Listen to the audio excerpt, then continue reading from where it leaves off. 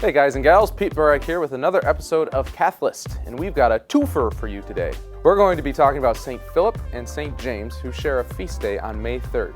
Do you know why we celebrate James and Philip on the same day?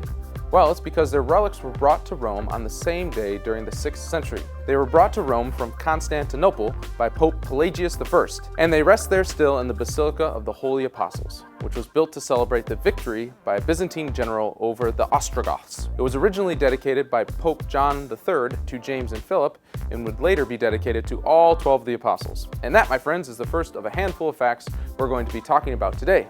Buckle up! The name James in the New Testament is a popular one.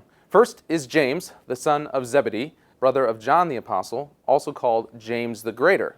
Second, James, son of Alphaeus, also an apostle. Third, James the brother or cousin of the Lord. Fourth, James the son of Mary, brother of Joseph or Joses.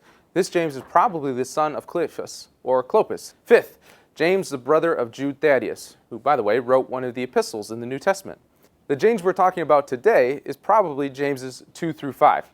There is some debate whether or not there's even another James thrown in there, but we're not entirely sure.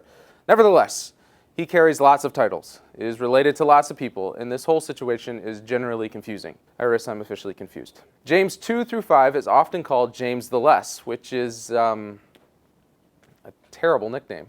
Why didn't he just go by like Jimmy? After Jesus' death, James continued to preach the gospel and is believed to have become the first bishop of Jerusalem. Again, maybe. Assuming that James and the first bishop of Jerusalem are one and the same person, then he met his death as a martyr in that city about the year AD 62.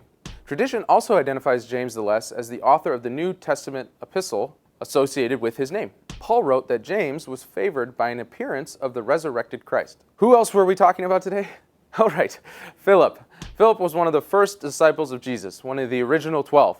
He followed Jesus before it was cool, and before it became really uncool when the martyrdom started happening. The Gospel of John says that Jesus found Philip, which is fortuitous.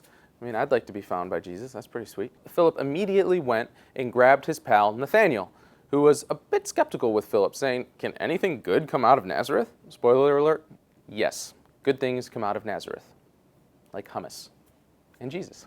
Luckily for Nathanael, Philip was persuasive, and bam, we got ourselves 2 more disciples. Bam!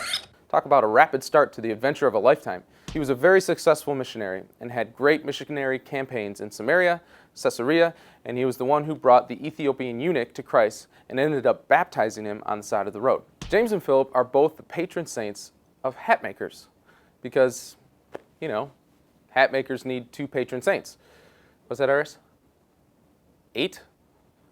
Okay, I've been told now that we actually have 8 patron saints of hat makers. James and Philip share a patronage to Uruguay. Philip is also the patron saint of Luxembourg and pastry chefs. James is the patron saint of dying people, pharmacists, and fullers, which apparently are people who cleanse wool. Philip was from the same town as Peter and Andrew, Bethsaida in Galilee. We don't really know where James was from. Both James and Philip were martyred. James by being thrown from the temple and then being clubbed for refusing to deny the divinity of Christ, and Philip by upside-down crucifixion during the Domitian persecution.